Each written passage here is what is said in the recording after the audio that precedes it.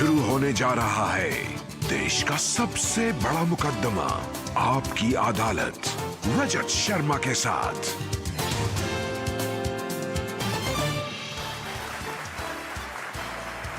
नमस्कार, आपकी अदालत में आपका स्वागत है। आपकी अदालत में आज पेश करेंगे क्रिकेट की दुनिया के एक ऐसे चमकते सितारे को जो जब अपना बल्ला लेकर मैदान में उतरता है तो बड़े बड़े बॉलर्स के दिल धड़कने लगते हैं। ऐसा बल्लेबाज जिसमें सचिन तेंदुलकर को अपना भविष्य दिखाई देता है। इंडियन टीम का जाबाज बैट्समैन विराट कोहली।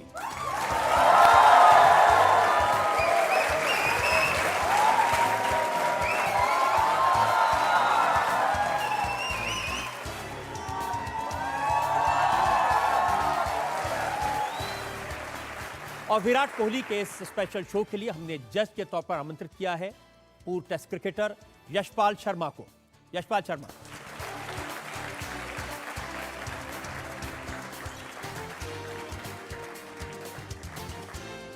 और इससे पहले कि आपकी अदालत में आज का मुकदमा शुरू करें, आज के जज यशपाल शर्मा की इजाजत चाहेंगे आज की कार्रवाई शुरू करने के लिए। इजाजत है, अदालत की कार्रवाई शुरू की जाए। तो मुकदमा शुरू होता है। आपकी अदालत में पहला इल्जाम विराट कोहली पर। आपकी अदालत में क्रिकेट स्टार विराट कोहली पर आरोप है कि ये जरूरत से ज्यादा एग्रेशन दिखाते हैं। विराट, जब आप मैदान में उतरते हैं तो जो बॉलर्स हैं उनके दिल जरा जोर जोर से धड़कने लगते हैं। मुझे ध्यान है श्रीलंका में आपने इतनी पिटाई की थी मलिंगा की, वो अभी तक सदमे में है। नहीं सर, हम तो कोशिश यही रहती है फील्ड पे जाते हैं तो अच्छे से अच्छा परफॉर्मेंस दें, और एटीट्यूड सही होना बहुत ज़रूरी है क्रिकेट फील्ड पे अगर आपको सक्सीड करना है। तो मैं इसमें बिलीव करता हूँ कि अगर आपका एटीट्यूड ठीक है तो आप किसी भी सिचुएशन को टैकल कर सकते हैं। तो वो मेरे लिए एक चीज़ बहुत मैटर करती है। आपका एटीट्यूड तो एग्रेसिव है, लेकिन उसकी वजह से जो दूसरों को नुकसान होता है। सईद अजमल, अब सईद अजमल की एशिया कप में इतनी पिटाई की थी, मैंने सुना कि उनको रात में बुरे बुरे सपने आते हैं।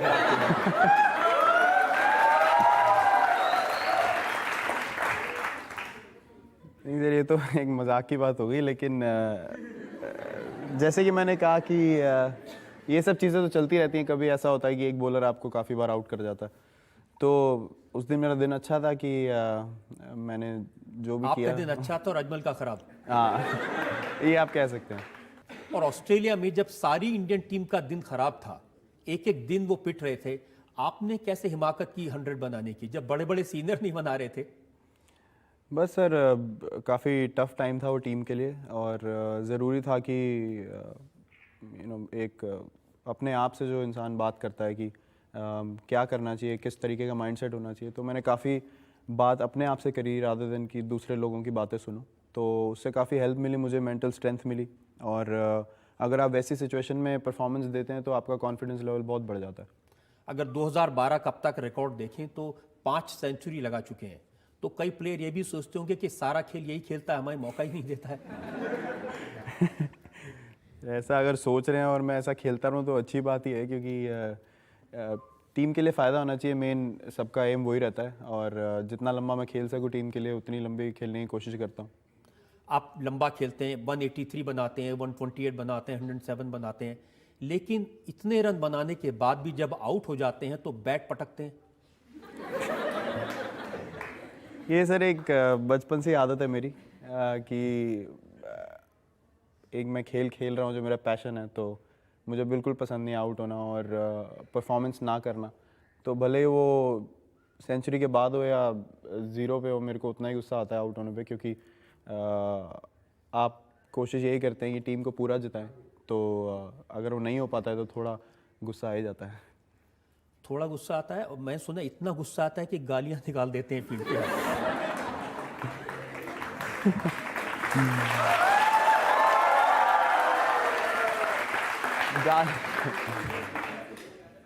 गालियां सर 1-2 बार निकल गई मुंह से,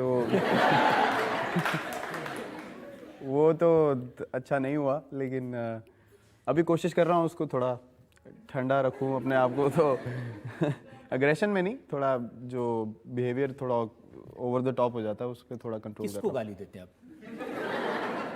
पता नहीं सर, निकल जाती है वो, किसी की तरफ नहीं होती है, बस निकल जाती है मुंह से। बचपन से ही आदत है कि अभी खाली दिन?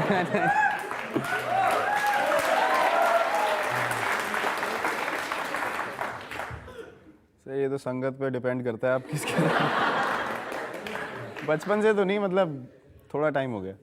मैंने सुना है कि जब बचपन में आप 9-10 साल की उम्र में जब क्रिकेट खेलना शुरू किया था तो और आपके फादर आपको राजकुमार शर्मा के पास ले गए थे, तो भी इतना गुस्सा था और आप बैट तोड़ देते थे, और इतने बैट तोड़ते थे ऐसे लगता था कि जैसे विंटर में अगर आग तापनी हो तो सारे टूटे हुए बैट से जल सकते हैं। हाँ, काफ़ी बैट तोड़े मैंने। जैसे मैंने कहा मुझे बचपन से ही आदत है। अच्छी आदत नहीं है, बड़ा नुकसान कराया मैंने अपने घर वालों का, लेकिन ठीक है, ऐसा एटीट्यूड होना चाहिए। तो जब बैट तोड़ते रहते तो खर्चा काफ़ी होता होगा, कहाँ से लाते थे? हाँ, खर्चा होता ही था, काफ़ी प्रॉब्लम होती थी सामान लेने में कभी कभी, लेकिन फिर मुझे मेरे कोच राजकुमार शर्मा ने कॉन्ट्रैक्ट दिलाया, BDM जो कंपनी है मेरठ में, उनसे। तो उन्होंने फिर मुझे सामान देना शुरू किया जब मैं 14 साल का था तब से। तो उन्होंने मेरी काफ़ी हेल्प करी इनिशियली। वो आपको बैट देते रहे और आप बैट तोड़ते रहे? नहीं, उसके बाद जब उन्होंने बोला कि आपको साल में 2 ही बैट मिलेंगे, तो फिर मैंने थोड़ा ध्यान रखना शुरू किया, तो मैंने तोड़ने बंद कर दिए।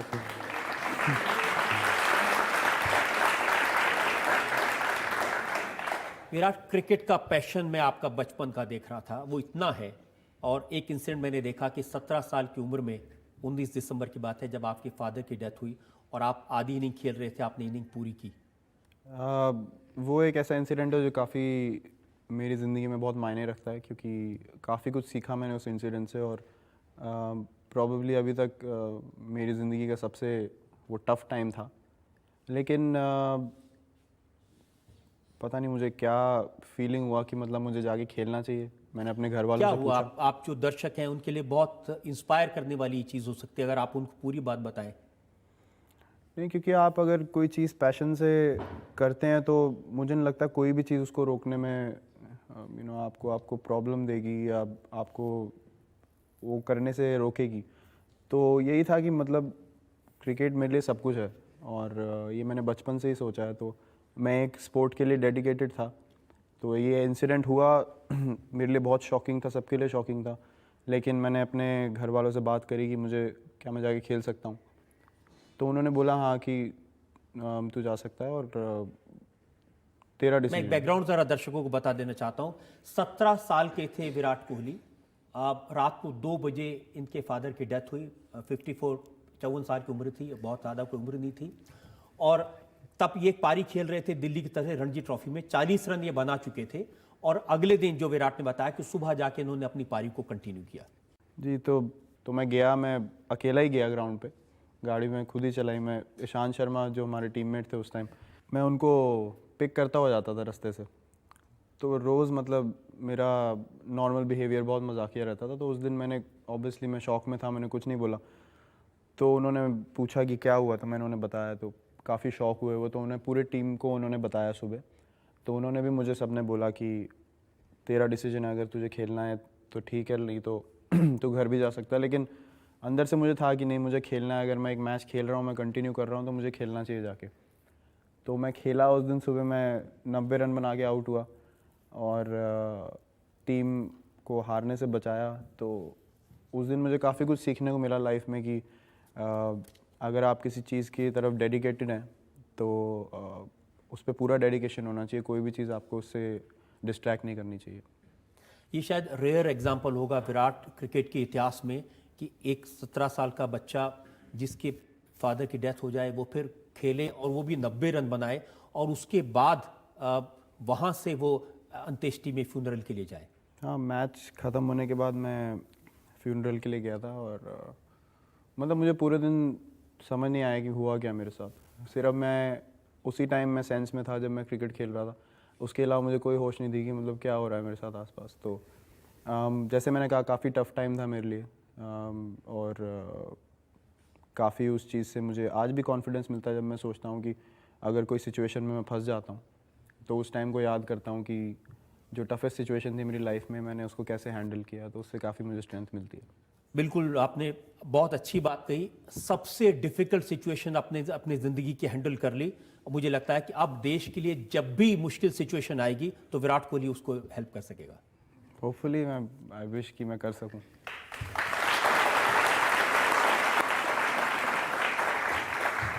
तो विराट, ये तो आपके एग्रेशन का सवाल था, आपके डिटर्मिनेशन का सवाल था। बहुत सारे सवाल मेरे पास में, एक बड़ी लंबी फहरिस्त है। हमें एक ब्रेक के रुकना है और ब्रेक के बाद आपकी अदालत में विराट कोहली पर जनता के मुकदमे का एक और।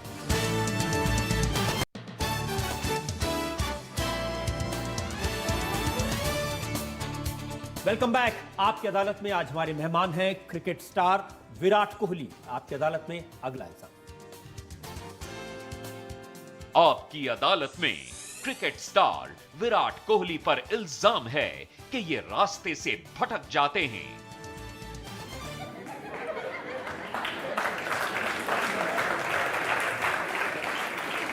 विराट, मुझे वो समारोह याद है मुकेश अंबानी ने जो सचिन तेंदुलकर के 100 सेंचुरीज होने के सम्मान में किया था, और वहां सचिन से पूछा सलमान खान ने कि कौन ऐसा प्लेयर है जो आपका रिकॉर्ड तोड़ सकता है, तो सचिन ने कहा कि विराट कोहली एक ऐसा प्लेयर है।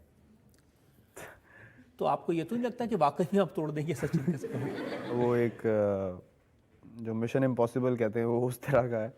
लाइक 100 सेंचुरी बनाना आज तक किसी ने नहीं किया और एक बहुत बड़ी बात है। लेकिन मैं इन चीज़ों के बारे में सोचता नहीं हूँ क्योंकि इससे प्रेशर ज़्यादा बढ़ता है। कोशिश करता हूँ कि जितना परफॉर्म कर सकूँ करूँ, और जब करियर ख़त्म होगा तो जितने बन जाएंगे। ये तो नहीं है कि इनके बारे में नहीं सोचने से आप गलत रास्ते पर चले जाते हैं? नहीं सर, बिल्कुल नहीं।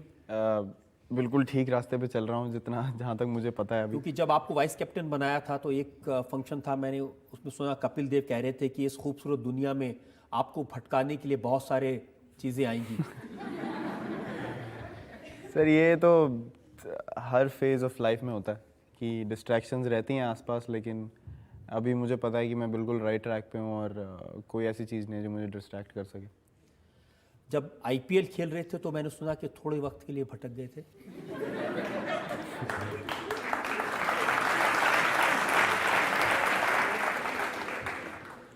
नहीं सर, आईपीएल में अपना अपना डिसीजन है कौन भटकना चाहता है कौन नहीं।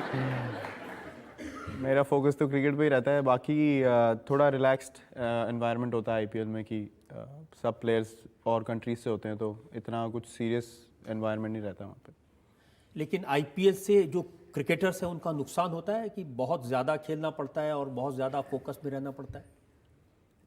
सर ये इंडिविजुअल पे डिपेंड करता है कि आपने कितना क्रिकेट खेला है एक साल में, और अगर आईपीएल में आपको ज़्यादा वेयर एंड टेयर हो गया तो वो डिपेंड करता है इंडिविजुअल। अभी मैं 23 साल की उम्र में मैं ये नहीं बोलूँगा कि मैं थक गया हूँ या मुझे रेस्ट चाहिए, क्योंकि मैं जितना खेल सकूँ उतना कम है मेरे लिए इस टाइम पे। तो एज ए इंडिविजुअल मैं कह सकता हूँ कि मुझे इन चीज़ों से कोई फ़र्क नहीं पड़ता। आपको इस चीज़ से फ़र्क पड़ा कि आपको वाइस कैप्टन बना दिया? काफ़ी खुशी हुई मुझे जब सुनने को मिला। एक प्लेजेंट सरप्राइज़ जैसा था मेरे लिए, और काफ़ी कुछ सीखने को मिला वाइस कैप्टनसी में। और एज ए यंगस्टर आप यही सोचते हैं कि टीम में आपकी जगह बने, आप परफॉर्म करें, आप रेगुलरली खेलते रहें, और ऐसी एक जो मुझे डेजिग्नेशन दी उससे मुझे काफ़ी खुशी हुई। क्या रोल होता है वाइस कैप्टन का? तो वाइस कैप्टन एक्चुअली आप सीख सकते हैं फील्ड पे कैप्टन क्या कर रहा है, स्ट्रैटेजीज, सिचुएशंस को हैंडल करना, प्रेशर सिचुएशंस में क्या उनका माइंडसेट है, वो सब आप सीख सकते हैं। लेकिन एज अ होल टीम का जो इनपुट रहता है वो हर प्लेयर से आता है। ऐसा नहीं है कि स्पेशली सिर्फ वाइस कैप्टन जाके कैप्टन को सिर्फ इनपुट दे सकता है, क्योंकि फील्ड में 10 के 10 लोग कैप्टन के अलावा जो है वो सब इनपुट देते हैं। तो ये तो नहीं कि धोनी से इनपुट देते देते और सीखते सीखते आपने सोचा कि मैं इनको रिप्लेस कर दूंगा थोड़े दिन में? नहीं सर, ऐसा मेरा अभी बिल्कुल सोचना नहीं है, क्योंकि बहुत अच्छा उन्होंने किया है टीम इंडिया के लिए कैप्टनसी में, और आई होप कि वो ऐसे ही कंटिन्यू करें। उन्होंने आपको मौके भी बहुत दिए हैं, थोड़ा फेवर करते हैं आपको वो? सर उनकी ये अच्छी बात है, कोई भी यंगस्टर टीम में आता है तो उसको पूरा मौका दिया जाता है, और अगर आप अपने आप को प्रूव कर देते हैं तो आपके साथ परसिस्ट किया जाता है कि आप उसी पोजीशन पे खेलें और हर मैच में खेलें। तो काफ़ी थैंकफुल हूँ मैं उनका। मैंने पहले भी ये बोला कि उन्होंने, और जो हमारे कोच थे गैरी कर्स्टन पहले, उन्होंने काफ़ी कॉन्फिडेंस दिखाया मेरे में और मुझे काफ़ी चांसेस दिए, जिससे मुझे और कॉन्फिडेंस मिला कि मेरे टीममेट्स मुझे बैक करते हैं और कोच मुझे बैक करता है. How do you feel when people compare you with Sachin Tendulkar? I feel really blessed that people can sort of compare me, लेकिन मुझे लगता है कि जो आपके आइडल हो उससे कंपेयर करना बट आप में कुछ बात है तभी तो कंपेयर करते हैं. नहीं, बात तो the main thing is performance. मतलब अगर आप परफॉर्म करते रहेंगे तो लोग कंपैरिजंस करते हैं, लेकिन जैसे मैंने कहा मैं इन चीज़ों के बारे में सोचता नहीं हूँ क्योंकि I mean I literally worship him, तो I don't see too much into these comparisons और I just think about performing. जब सचिन जैसे बड़े प्लेयर के साथ आप फील्ड में होते हैं तो कहीं इस बात की घबराहट होती है कि इतने बड़े सुपरस्टार प्लेयर के साथ मैं खेल रहा हूँ? सर घबराहट शुरू में बहुत ज़्यादा होती थी क्योंकि 7-8 साल की उम्र से उनको टीवी पे देखा है खेलते हुए, और जैसे वो खेलते थे इंडिया के लिए, उन्होंने जैसे मैचेस जिताए हैं, उससे काफ़ी मोटिवेशन मिलती थी मुझे. क्योंकि आप पैदा बाद में हो, उन्होंने क्रिकेट खेलना पहले शुरू कर दिया था. जी, ये भी ठीक बात है. और काफ़ी मोटिवेशन मिलती थी उनको खेलते देख के. तो जब पहली बार मिलने का मौका मिला उनसे और जब पहला मैच खेला मैं उनके साथ तो काफ़ी नर्वस था. और हर दिन ही उनसे जब भी मिलते हैं, जब भी उनके साथ मैच खेलते हैं तो एक सपने जैसा ही है वो, कि जब आप छोटे थे उनको देखते थे खेलते, आज उनके साथ खेलने का मौका मिल रहा है, तो अपने आप को काफ़ी लकी मानता हूँ. तो कुछ सिखाते हैं, सलाह देते हैं वो? बिल्कुल, वो आप उनसे कभी भी जाके किसी भी चीज़ के बारे में डिस्कस कर लीजिए, वो कभी मना नहीं करते हैं. काफ़ी बहुत हम्बल पर्सन है और हमेशा हेल्प करने के लिए तैयार रहते हैं, और उनसे जितना सीख सकें वो सबके लिए कम है. एक इंटरव्यू मैंने पढ़ा कि आपने कहा युवराज सिंह आपके सबसे करीबी दोस्तों में से हैं. उनसे कुछ उल्टा सीधा तो नहीं सीखा आपने?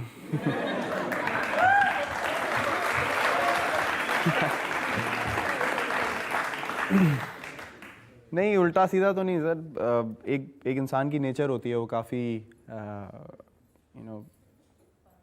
काफ़ी खुश मिजाज आदमी है और काफ़ी उनकी जॉली नेचर है. मतलब कुछ ज़्यादा सोचते नहीं कुछ करने से पहले, तो काफ़ी वो लोगों ने उनको मिसरीड किया है इतने सालों में.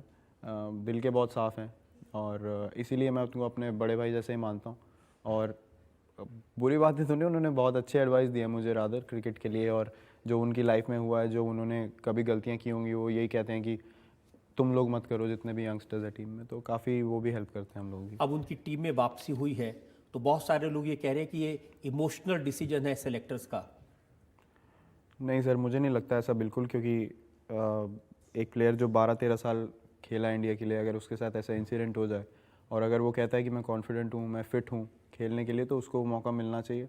और उन्होंने हमें T20 वर्ल्ड कप में भी उन्होंने बहुत अच्छा परफॉर्मेंस किया, वर्ल्ड कप जीते हम. 2011 वर्ल्ड कप में वो मैन ऑफ द टूर्नामेंट थे, हम वर्ल्ड कप जीते. तो आई थिंक उनके लिए परफेक्ट कमबैक है ये, और हम सभी बहुत खुश हैं उस डिसीजन से. सौरव गांगुली का मैंने स्टेटमेंट देखा था, उन्होंने कहा कि टू अर्ली, कुछ जल्दी बुला लिया और थोड़ा टाइम उनको देना चाहिए था प्रिपेयर करने के लिए. सर देखिए, जब आप कमबैक कराएंगे तो पहला मैच खेलने में तो उतनी नर्वसनेस होगी, हाँ, भले वो अभी हो या बाद में हो. तो बेटर यही है कि वर्ल्ड कप में वो खेलेंगे. अगर उनकी परफॉर्मेंस पहले मैच से शुरू हो गई तो टीम को बहुत ज़्यादा फ़ायदा होगा, क्योंकि हमारे लिए बहुत इंपॉर्टेंट टूर्नामेंट है. सर आपसे मैं क्या सवाल पूछूं? You basically answer all the questions with your willow. If I was a girl, अगर मैं लड़की होता, कसम से I would have proposed you. और यही बोल के आज मैं कॉलेज से यहाँ पर आया. Hello sir, as a cricketer, Indian cricketer, आपके लिए सबसे चैलेंजिंग कौन सी टीम है? टीम ऑस्ट्रेलिया काफ़ी चैलेंजिंग थी, जो मैंने अभी जो पीछे सीरीज़ खेली है, काफ़ी चैलेंजिंग टीम थी, काफ़ी अग्रेसिव हैं वो लोग. और ऐसी टीम के अगेंस्ट अगर आप अच्छा करें तो उससे काफ़ी कॉन्फिडेंस मिलता है. वेस्ट इंडीज़ जब आप गए थे तो क्या हो गया था वहाँ? आपकी परफॉर्मेंस जितनी एक्सपेक्टेड थी उससे तो बहुत कम थी. जी, टेस्ट मैचेस में मेरा अच्छा स्टार्ट नहीं हुआ. काफ़ी खुश था मैं उस अपॉर्चुनिटी से, क्योंकि जब आप क्रिकेट शुरू करते हैं, एटलीस्ट मेरे लिए ये सपना था कि मैं टेस्ट मैचेस खेलूँ इंडिया के लिए, टेस्ट क्रिकेटर बनूँ. तो स्टार्ट मेरा अच्छा नहीं हुआ, मैं काफ़ी नर्वस हो गया उस टाइम. ये सोचने लगा कि टेस्ट क्रिकेट बहुत डिफरेंट फॉर्मेट है, और बहुत ज़्यादा मैंने कंफ्यूज कर लिया अपने आप को, और कोई मेरा माइंडसेट अच्छा नहीं था वहाँ खेलने का. उसके बाद मैंने बात करी सीनियर प्लेयर्स से, तो उन्होंने बोला कि आप जैसे नेचुरली खेलते हैं वही अप्रोच रखें, बस थोड़े बहुत माइनर चेंजेस की ज़रूरत है. तो बाद में मैंने सीखा जो गलतियाँ की मैंने उससे, और उसके बाद अच्छी परफॉर्मेंस हो सकी। अब जो वर्ल्ड कप में खेलने जाएंगे, मैंने सुना कि बाकी देशों के जो खिलाड़ी हैं वो आपके वीडियोस देख रहे हैं, वो तैयारी कर रहे हैं कि विराट कोहली को कैसे आउट करना है। सर ये तो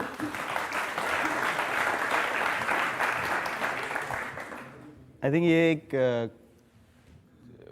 अगर आप एक इंटरनेशनल बैट्समैन हैं तो अगर आपको पता चले कि ऐसी टीम्स प्लान कर रही हैं तो काफ़ी अच्छा फील होता है, क्योंकि आपको पता है आप परफॉर्म कर रहे हैं, और एक चैलेंज भी है, क्योंकि अगर वो लोग आपको एनालाइज करने को देख रहे हैं और वीडियोस देख रहे हैं तो इधर आप अपनी गेम को और 2 स्टेप इम्प्रूव कर सकते हैं।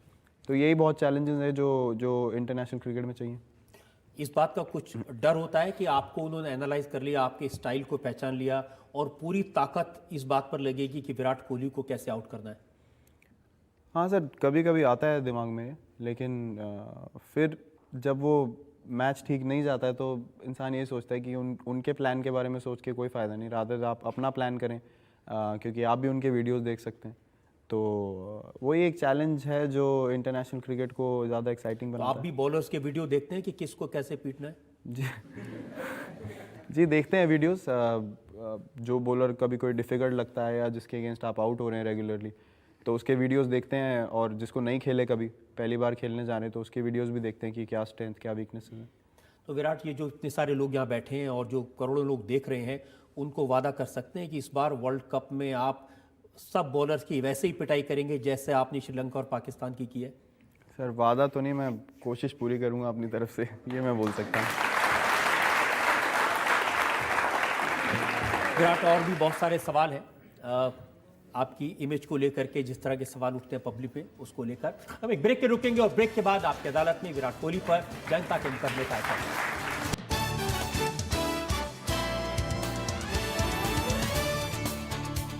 Welcome back.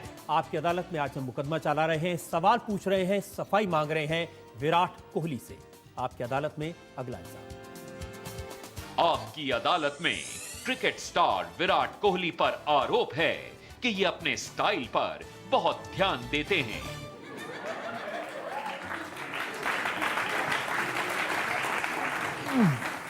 विराट, ये तस्वीर मेरे पास में है, इसका टाइटल है कोहली पर फिदा हुई हसीना। ये होबार्ट की तस्वीर है फरवरी 2012 की। एक लड़की पोस्टर लेकर बैठी है मैदान में, उसने लिखा है offer still stands Kohli my place tonight.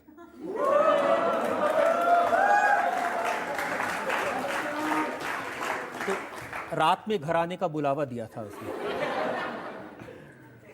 Sir मैंने बुलावा देखा ही है, इस पर मैंने गौर नहीं किया। कुछ लोग कहते हैं कि ये स्टाइल इसलिए रखते हैं कि ऐसे बुलावे आते रहें। नहीं सर, ऐसी तो कोई इंटेंशन नहीं रहती मेरी।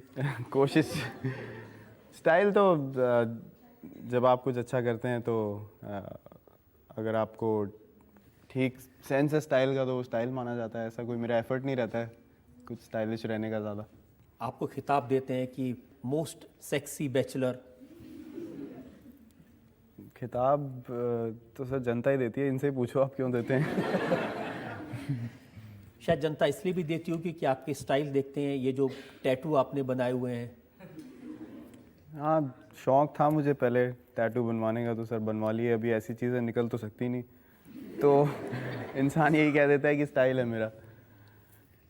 मैंने सुना कि जब 16 साल के थे, जब पहली बार आपने टैटू बनवाया था, तो कोच से बहुत डांट पड़ी थी आपको? हाँ, डांट काफ़ी पड़ी थी, और मतलब गर्मी में भी मैं फुल स्लीव की टी शर्ट पहनता था क्योंकि दिखे ना टैटू। तो फिर बाद में जब उन्हें पता चला तो काफ़ी गुस्सा हुए हो, तो फिर मैंने उन्हें बोला कि मुझे एक और बनवाना है। मैंने पहले दूसरी बार मैंने पूछ लिया उनसे, तो फिर उन्होंने बोला कि कोई हम टूर करने जा रहे थे कि वहाँ अगर तुम परफॉर्मेंस करोगे तो बनवा लेना। तो मैंने परफॉर्मेंस किया और फिर बनवा के आया वहाँ से। तो उन्होंने शर्त रख दी थी अगर आप अच्छे परफॉर्म करेंगे तो आप टैटू बनवा सकते हैं? नहीं, शर्त तो नहीं सर। उसके बाद उन्होंने मुझे इतना नहीं बोला। उसके बाद मैंने एक और टैटू बनवाया जो काफ़ी बड़ा है मेरे हाथ पे। तो वो उसके बाद मेरी परफॉर्मेंस बहुत अच्छी होने लग गई। तो फिर मैंने उन्हें बोला कि सर मुझे काफ़ी बड़ा लग रहा है, मैं सोच रहा हूँ हटवा दूँ इसको लेज़र करवा के। तो फिर उन्होंने बोला नहीं अब हटवाना मत, अब परफॉर्मेंस अच्छी हो रही है तुम्हारी, ये टैटू बने रहने दो। तो तब से मैंने फिर ऐसे ही छोड़ दिया उसको। तो अगर परफॉर्मेंस के लिहाज से विराट आप बनाएंगे तो पूरी बॉडी पर आपके टैटू बन जाएंगे। थोड़ा गजनी वाला हाल हो जाएगा सर। कोच ने कहा था स्टाइलबाजी छोड़ो और खेल पर ध्यान दो। हाँ शुरू में सर कहते थे, थोड़ा शुरू में काफ़ी डिस्ट्रैक्ट हो गया था मैं। पहली जो एडिशन थी आईपीएल की, उसके बाद हम लोग अंडर 19 वर्ल्ड कप से आए थे, तो उसके बाद एकदम सब इंटरनेशनल प्लेयर्स के साथ खेलने को मिल रहा था और इतनी अटेंशन हर टीम पे, तो काफ़ी अच्छे से हैंडल नहीं कर पाया वो मैं जो फेज़ था इनिशियली। और उसकी वजह से मैं टीम से बाहर भी रहा था थोड़े टाइम। तो तब उन्होंने मुझे बोला कि इन सब चीज़ों को छोड़ के फील्ड पे ज़्यादा टाइम स्पेंड करो और गेम में ध्यान लगाओ। ये जो स्पाइक हेयर स्टाइल है ये भी तभी आया था? ये तो सर पहले से ही है, थोड़ा इधर उधर चेंज करता रहता हूँ उसको। क्योंकि काफ़ी प्लेयर्स मैंने देखा अपना हेयर स्टाइल चेंज कर रहे हैं। सचिन तेंदुलकर ने भी स्टाइल चेंज किया है। हाँ वापस उन्होंने बाल लंबे किए, चेंज करते रहते हैं सर, अच्छा लगता है कभी कभी चेंज करना। और सौरव गांगुली ने चेंज किया था तो वो पसंद नहीं आया लोगों को, फील्ड पर बाल जब उड़ते दिखाई दिए। मैं कमेंट नहीं करना चाहूँगा सर। और जो धोनी ने अपने लंबे बाल काट के छोटे कर लिए उस पर कमेंट करेंगे? उस पर उन्होंने मुझे खुद ही बताया था एक्चुअली कि काफ़ी इरिटेट हो गए थे, वो संभालने बहुत मुश्किल है लंबे, इतने लंबे बाल खेलते टाइम। तो जब उन्होंने बाल कटवाए तो बॉम्बे में वो लोकल रोड पे चाय पीने निकल गए और लोगों ने पहचाना भी नहीं उन्हें। तो कहते उस चीज़ का फ़ायदा 1-1.5 महीना हुआ थोड़ा। काफ़ी स्टाइल आप में है, आप कपड़े पहनने में, बाल में, टैटू में। लेकिन मैंने सुना कि जो स्टाइल वाले इतने बड़े प्लेयर हैं विराट कोहली, एक बार बांग्लादेश में पैंट खिसक गई थी उनकी फील्ड में।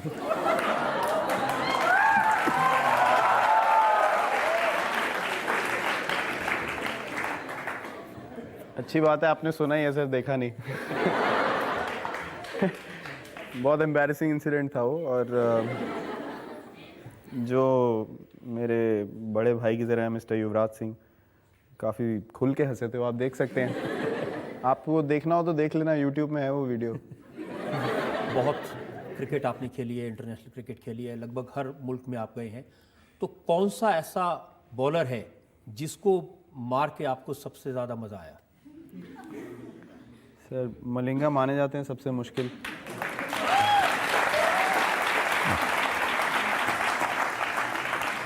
तो ऑस्ट्रेलिया में जो वो मैच हुआ, जो वो 1 ओवर था, उसको बड़ा मज़ा आया वो ओवर खेलने में मुझे। और कोई तमन्ना रह गई क्योंकि कोई किसी बॉलर को भाई इसको मारा नहीं मैंने, अभी मेरे हाथ से बच गया? नहीं सर, ऐसा तो इंटेंशन नहीं होती कि आज इसका कीमा बना देना है, लेकिन नहीं ऐसी कोई वो इंटेंशन नहीं रहती है जब आप मैच खेलने जाते हैं। अगर ऐसा हो जाता है कि आप किसी बॉलर के अगेंस्ट ज़्यादा रन बना देते हैं तो वो बना दिया जाता है कि हाँ भाई ये अब एक कॉन्टेस्ट हो गया। लेकिन ऐसा माइंडसेट नहीं रहता है कि आज मुझे इस बॉलर को टारगेट करना है। टारगेट हमेशा अपने प्रोसेस पे, अपने जो गोल है उस पर रहता है। बहुत सारे सवाल बाकी हैं, एक ब्रेक में रुकेंगे और ब्रेक के बाद आपकी अदालत में विराट कोहली पर मुकदमे का एक और।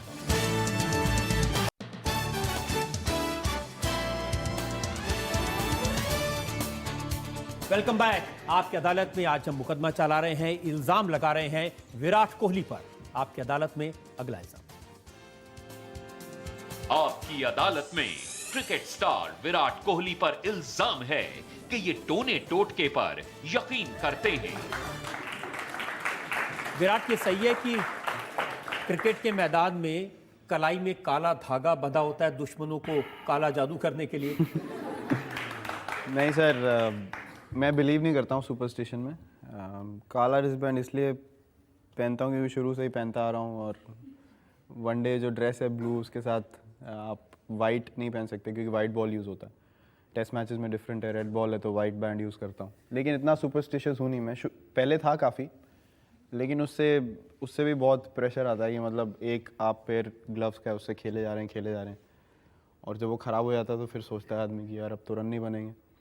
तो मैं सुपरस्टिशन में बिलीव करता था पहले, लेकिन अब नहीं करता हूँ क्योंकि पहले ऐसा होता था कि आप एक दिन पहले नेट प्रैक्टिस नहीं करते थे जब बड़ा मैच होता था उससे पहले?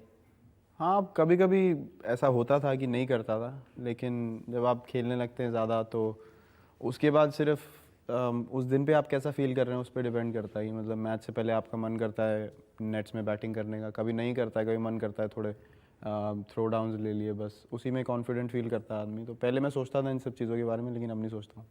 कभी ऐसा हुआ कि आपने ये सब जो सुपरस्टिशंस हैं गिव अप कर दिए और फिर परफॉर्मेंस अच्छी हुई, ऐसा कोई? हाँ, एक्चुअली इंग्लैंड में हुआ मेरे साथ। जो वेस्ट इंडीज़ टेस्ट सीरीज़ की आपने बात की, उसके बाद मेरा माइंडसेट बहुत मतलब अच्छा नहीं था। मेरा माइंडसेट बहुत, मैं लो फील कर रहा था। और मैं जब इंडिया आया तो मुझे बैक इंजरी भी हो गई। तो मैं बैंगलोर में था 15 दिन, वहाँ रोज़ अकेला ट्रेनिंग कर रहा था और मतलब कोई एक्टिविटी नहीं हो पा रही थी क्योंकि बैक का प्रॉब्लम था। उसके बाद जब मैं फिट हुआ तो मेरा सिलेक्शन हुआ दोबारा। तो मेरे लिए बहुत इंपॉर्टेंट थी वो सीरीज़, क्योंकि एक बुरी सीरीज़ के बाद बहुत इंपॉर्टेंट रहता है कम बैक करना। तो उस टाइम पे मैंने पहले मैच में रन बनाया, उसके बाद 3 मैच में रन नहीं बनाए। तो फिर मेरा ही मूड थोड़ा डिप्रेसिंग हो गया। तो मुझे MS धोनी ने बुला के बात की कि उनको लगा कि मतलब मूड ठीक नहीं लग रहा है। तो उन्होंने पूछा कि क्या प्रॉब्लम है। तो मैंने बताया ऐसा ऐसा मेरा माइंडसेट है। तो उन्होंने बोला कि किसी चीज़ के बारे में मत सोचो, सिर्फ जाके खेलो। तो उस दिन मैं, जो लास्ट मैच था हमारा कार्डिफ में, वनडे मैच, वहाँ मैं नया रिस्ट बैंड, नए ग्लव्स, नए पैड्स, सब कुछ, मतलब नया बैट, एक बार भी नहीं खेला था और उसमें मैंने सेंचुरी बनाई मैच में। तो उसके बाद से मैंने बिल्कुल सोचना बंद कर दिया कि इन सब चीज़ों से कोई फ़र्क नहीं पड़ता। तो ये एक दिन ऐसा था जब जितना सुपरस्टिशन था वो एकदम छूट गया उस एक्सपीरियंस से? बिल्कुल। क्योंकि बहुत सारे लोग कहते हैं अगर बैट और ग्लव से कुछ होता हो तो रोहित शर्मा को कुछ दे देना चाहिए, उनका लक काम नहीं कर रहा है। नहीं सर, जैसे मैंने कहा सुपरस्टिशन में मैं तो बिलीव नहीं करता हूँ और इन सब चीज़ों से इतना फ़र्क नहीं पड़ता। लेकिन सचिन तेंदुलकर, मैंने सुना कि वो पहले दायां पैड बांधते हैं हमेशा, ये उनका तरीका होता है। हाँ, सुना है सर, मैंने नोटिस नहीं किया इतना कि मतलब वो कौन सा पैड पहले बांधते हैं। लेकिन वो एक आदत है, वो सुपरस्टिशन नहीं मैं कहूँगा, एक आदत बन जाती है कि आप शुरू से वैसे पैडअप करते हैं तो वैसे एक हैबिट हो जाती है। आप टेस्ट मैच ज़्यादा खेलना पसंद करते हैं या फिर T20 मैच? मैं पर्सनली टेस्ट मैचेस ज़्यादा पसंद करता हूँ, लेकिन आप लोगों को देखने में शायद T20 ज़्यादा मज़ा आता है। ये तो मैं गारंटी के साथ कह सकता हूँ। लेकिन एज अ क्रिकेटर पर्सनली जो सेटिस्फैक्शन टेस्ट मैचेस में परफॉर्मेंस देने पे है वो T20 या वनडे मैचेस में नहीं है। उन्होंने ये पूरा सवाल नहीं पूछा, उन्होंने पूछा कि T20 खेलने मज़ा आता है, टेस्ट मैच खेलने मज़ा आता है या एड शूट करने में ज़्यादा मज़ा आता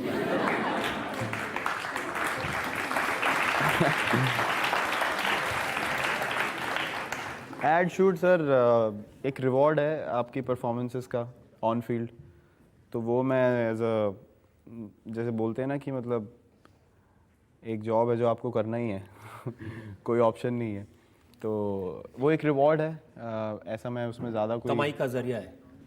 हाँ सर, कह सकते हैं आप ये। बहुत सारे लोग कहते हैं कि जब ज़्यादा एडवर्टाइजिंग में ध्यान देने लगते हैं तो उसका असर परफॉर्मेंस पर पड़ता है।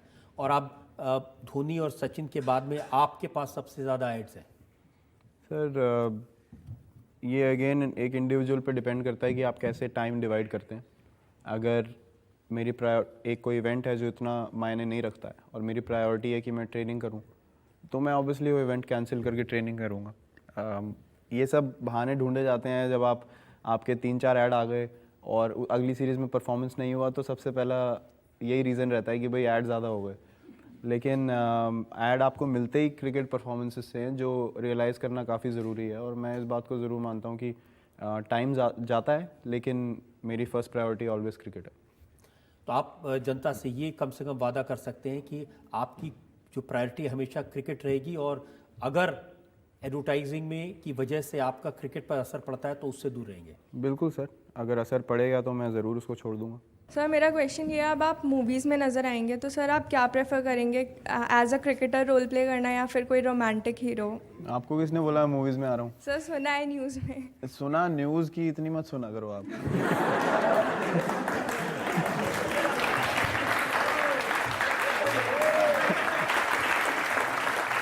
विराट, हमने आपसे हर तरह के सवाल पूछे, कुछ मुश्किल सवाल भी थे, आसान सवाल भी थे, लेकिन आपने बड़ी साफ गोई से हर सवाल का जवाब दिया। हम एक ब्रेक रुकेंगे और ब्रेक के बाद सुनेंगे आपकी अदालत में आज की जज यशपाल शर्मा का फैसला आज से मुकदमा।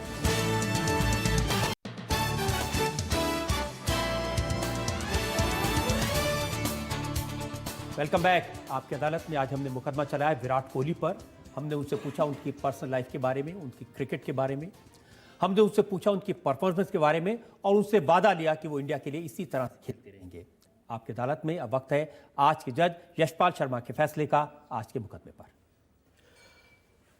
पूरी बातचीत में एक बात तो साफ निकल कर आई है कि विराट जो आपने बातचीत की है उसमें एक सबसे अच्छी बात यह है कि जो आप ठान लेते हैं उसको करने की पूरी कोशिश करते हैं। और एक अच्छी बात और निकल कर ये आई है कि इस कम उम्र में जिस तरह से अच्छे से, समझदारी से और विश्वास के साथ आपने सवालों का जवाब दिया है, क्योंकि जिस तरह से रजत जी ने सवालों के बाउंसर्स की बौछार कर दी थी आपके ऊपर, उसको पूरे आत्मविश्वास के साथ आपने उनका सामना किया और उनका अपना दमदार जवाब भी दिया। तो बहुत अच्छी बात ये साफ निकल कर आई है। तो सब चीज़ों को देखते हुए अदालत ये फैसला करती है कि जितने भी आरोप आप पर लगे हैं उनसे आपको बरी करती है। लेकिन अदालत की एक सलाह है जिस पर आपको बहुत गौर करने की ज़रूरत है कि जिस तरह से आपने अपनी फिटनेस और परफॉर्मेंस को लेकर एक जुनून पैदा किया है उसको ऐसा ही बरकरार रखना है, क्योंकि खास करके जो देखा गया है 2011 विश्व कप के बाद जिस तरह से आपकी सोच में, आपकी परफॉर्मेंस में, आपकी फिटनेस में फ़र्क दिखा है वो देश के लिए एक बहुत अच्छी बात है।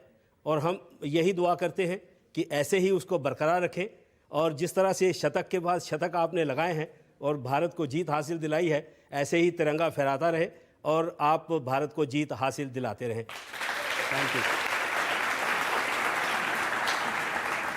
इस उम्मीद के साथ, इस विश्वास के साथ कि विराट कोहली इसी तरह से परफॉर्म करते रहेंगे, अपने बल्ले से रन बनाते रहेंगे, हिंदुस्तान का नाम ऊंचा करते रहेंगे और विरोधियों को हराते रहेंगे। आज का शो यही खत्म करते हैं। अगले हफ्ते मुलाकात होगी एक नई शख्सियत के साथ। तब तक के लिए नमस्कार।